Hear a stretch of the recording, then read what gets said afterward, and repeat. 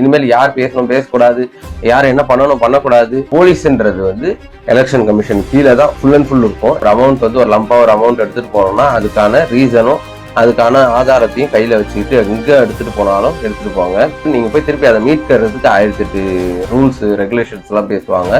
முதலமைச்சர் பிறந்த நாளைக்கு நாங்க மீட்டிங் வச்சோம், இப்போ இது கொடுத்து அனுப்பிச்சோம், விளக்கு கொடுத்து அனுப்பிச்சோம், குத்து விளக்கு கொடுத்து அனுப்பிச்சோம், புடவை கொடுத்து அனுப்பிச்சோம். எலெக்ஷன் கமிஷன் வந்து கரெக்டா வேலை செஞ்சதுன்னா திமுக வீட்டுக்கு போயிடும். சண்டை போட்டாங்க, அவரை வச்சுட்டு இவரு பிரச்சாரம் பண்ணோம்ல, இவரை வச்சுட்டு அவர் பிரச்சாரம் பண்ண மாட்டேன்ட்டாரு, அவருக்காக இவர் பிரச்சாரம் பண்ண மாட்டேன்ட்டாரு, இவருக்காக அவரு போய் பிரச்சாரம் பண்ண போறாராம்.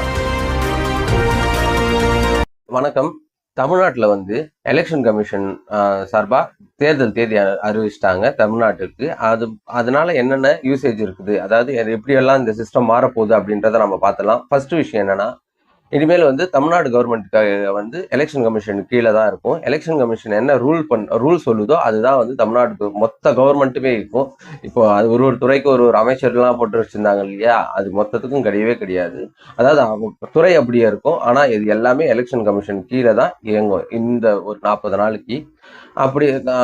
அப்படி இயங்குறதுல இதெல்லாம் முக்கியமான துறைன்னு பார்க்கலாம். ஃபர்ஸ்ட் வந்து பொதுப்பணித்துறை, அதாவது வந்து இந்த ரெவென்யூ ஆஃபீஸர்லாம் இருக்காங்க பார்த்தீங்களா, இவங்க தான் வந்து எலெக்ஷன் கமிஷனோட main body of the election commission. இப்போ வந்து ஒரு ஸ்டேட்டுக்குன்னு நம்ம ஸ்டேட்டுக்குன்னு தனியாக வந்து எலெக்ஷன் கமிஷன் ஆஃபீஸ் போட்டிருப்பாங்க.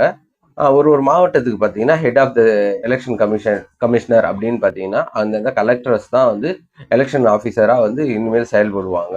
அது மட்டும் இல்லாமல் இனிமேல் போலீஸ்ன்றது வந்து எலெக்ஷன் கமிஷன் கீழே தான் ஃபுல் அண்ட் ஃபுல் இருக்கும். இனிமேல் யார் பேசணும் பேசக்கூடாது, யார் என்ன பண்ணணும் பண்ணக்கூடாது, இனிமேல் சட்டம் ஒழுங்கு இது எல்லாமே பாதுகாக்க வேண்டியது எலெக்ஷன் கமிஷன் கீழே இருக்கிற காவல்துறை தான். இனிமேல் நம்ம கவர்மெண்ட்டை, அதாவது முதலமைச்சர் எதுவும் கேள்வி கேட்க முடியாது. ஸோ வந்து இந்த மாதிரி போயிட்டு இருக்கோம். கரெக்டாக வந்து என்னென்ன ரூல்ஸ் போட்டிருக்காங்க அப்படின்னு பார்ப்போம். எலெக்ஷன் கமிஷன் வந்து தேர்தல் அறிவிச்ச நாள்ல இருந்து, அதாவது நேத்துல இருந்து பார்த்தீங்கன்னா இனிமேல் வந்து கட்சிகளோட வரவு செலவு கணக்கு எல்லாமே பார்ப்பாங்க. ப்ளஸ் வந்து இந்த பொது இடத்துல போட்டிருக்காங்க பார்த்தீங்களா, சிலை வச்சிருக்கிறது, போர்டு வச்சிருக்குது. இப்போ ஒரு நிழல் கூட கட்டியிருக்கிறாங்கன்னா அந்த யார் நிழல் கூட கட்டினாங்க அவங்க பேர் போட்டிருப்பாங்க. அந்த மாதிரி பேர் பலகை இது ஃபுல்லாமே எடுத்துட்டு சொல்லிட்டாங்க. அது இல்லைன்னா மறைச்சிட சொல்லிட்டாங்க. அப்படி மறைக்கலைன்னா இது வந்து அந்தந்த கட்சியோட செலவுல கணக்கு எழுதப்படும் அப்படின்னு சொல்லிட்டும் எலெக்ஷன் கமிஷன் சொல்லி இருக்குது. இனிமேல் தான் இருக்குது தமிழ்நாட்டில். நேற்றே ஸ்குவாடு வந்துட்டு நேற்று ரோட்ல எங்க வேணாலும் பார்க்கலாம். நீங்க ஹைவேஸ்ல உள்ள ஊருக்குள்ள எல்லாத்துலயுமே வந்து எலெக்ஷன் ஸ்குவாடுன்னு சொல்லிட்டு எல்லாமே கார்ல போட்டு சுத்தி நிற்பாங்க. அது மட்டும் இல்லாம இனிமேல் இதுக்கப்புறம் கல்யாணம், இந்த 40 நாள்ல கல்யாணம் வச்சிருக்கிறவங்க, விசேஷம் வச்சிருக்கிறவங்க, இவங்க எல்லாமே கொஞ்சம் ஜாக்கிரதையா இருக்கணும். ஏன்னா ஒரு இடத்துக்கு போறோம், ஒரு அமௌண்ட் வந்து ஒரு லம்பா ஒரு அமௌண்ட் எடுத்துட்டு போறோம்னா அதுக்கான ரீசனும் அதுக்கான ஆதாரத்தையும் கையில வச்சுக்கிட்டு எங்க எடுத்துட்டு போனாலும் எடுத்துட்டு போங்க.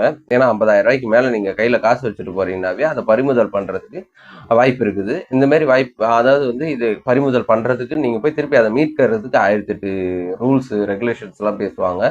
ஸோ அது நீங்க வந்து நம்ம கிட்ட அந்த ரீசன் இருக்குதுன்னா அந்த இடத்துலயே நம்ம சொல்லிட்டு வந்துட்டே இருக்கலாம். அதனால வந்து இந்த மாதிரி விசேஷம் வச்சிருக்கிறவங்க, இல்ல பெரிய பெரிய கல்யாணம் இந்த மாதிரி வேலை எல்லாம் வச்சுட்டு இருக்கிறவங்க, வீடு கட்டுறவங்க, அப்புறம் எதுக்காகலாம் நம்ம கையில அமௌண்ட் எடுத்துட்டு போறீங்களோ அதுக்கான ரீசன் நீங்க கரெக்டா வச்சிருக்கிறது ரொம்ப நல்லது. இது ஒரு விஷயம். அதுக்கப்புறம் எந்த கிஃப்ட், அதாவது வந்து ஒரு முதலமைச்சர் பிறந்த நாளைக்கு நாங்க மீட்டிங் வச்சோம், இப்போ இது கொடுத்து அனுப்பிச்சோம், விளக்கு கொடுத்து அனுப்பிச்சோம், குத்து விளக்கு கொடுத்து அனுப்பிச்சோம், புடவை கொடுத்து அனுப்பிச்சோம் அப்படிலாம் சொல்லுவாங்க. அந்த மாதிரி எதுவுமே இனிமேல் வந்து டிஸ்ட்ரிபியூட் ஆகாது அப்படின்னு சொல்றாங்க. இதுக்கப்புறம் என்ன நடக்கணும்ன்றது பார்த்தா தான் தெரியும். ஏன்னா எலெக்ஷன் கமிஷனை பொறுத்தவரையிலும் இந்த தட்டி ரொம்ப ஸ்ட்ராங்கா இருக்கும்னு நம்புறோம். ஏன்னா திமுகவை வீட்டுக்கு அனுப்புறதுல ரொம்ப தீவிரமா இருக்கிறது பிஜேபி கூட இருக்கிறது வந்து அதிமுக. 2 பேரும் ஆட்சியை பிடிக்கணும் அப்படின்னா இப்ப ஆளுங்கட்சியா இருக்கிற திமுகவை அழிச்சி ஆகணும். ஸோ வந்து எலெக்ஷன் கமிஷன், அதாவது பிஜேபி கீழே இருக்கிற எலெக்ஷன் கமிஷன் வந்து கரெக்டா வேலை செஞ்சதுன்னா திமுக வீட்டுக்கு போயிடும்ன்றது அவங்களோட இதுவா இருக்கும். அதனால எலெக்ஷன் ஒழுங்கா நடைபெறும் அப்படின்றது நம்மளோட கருத்தா இருக்குது. இப்பதான் தமிழ்நாட்டுல தேர்தல் திருவிழா ஆரம்பிக்குது. இதுக்கப்புறம் நாமினேஷன், அதாவது வேட்பாளர்கள் யார் யாரு அப்படின்றது ஒரு கட்சிக்கிட்ட இருந்து அனௌன்ஸ்மெண்ட் வரும். அது மட்டும் இல்லாம வேட்புமனு தாக்கல் இருக்குது. அந்த வேட்புமனு யார் ரிஜெக்ட் பண்ணாங்க அப்படின்றது வரும். அப்புறம் வந்து பிரச்சாரத்துல என்னென்ன கூத்து நடக்குது, பிரச்சாரத்துல அவங்க மைக் எடுத்து அடிச்சாங்க, இவங்க சண்டை போட்டாங்க, அவரை வச்சுட்டு இவரு பிரச்சாரம் பண்ணோம்ல, இவரை வச்சுட்டு அவர் பிரச்சாரம் பண்ண மாட்டேன்ட்டாரு, அவருக்காக இவர் பிரச்சாரம் பண்ண மாட்டேன்ட்டாரு, இவருக்காக அவரு போய் பிரச்சாரம் பண்ண போறாராம். அந்த மாதிரி நிறைய செய்திகள் வந்து நமக்கு வந்துகிட்டே இருக்கும். யாரை எதிர்த்து யார் போட்டி போட போறாங்க அப்படின்றதெல்லாம் நிறைய நம்ம பார்க்க போறோம். ஸோ இந்த மாதிரி டெய்லி அப்டேட்ஸ் நம்ம இப்போ டெய்லி தான் வீடியோ போட்டுருக்குறோம்.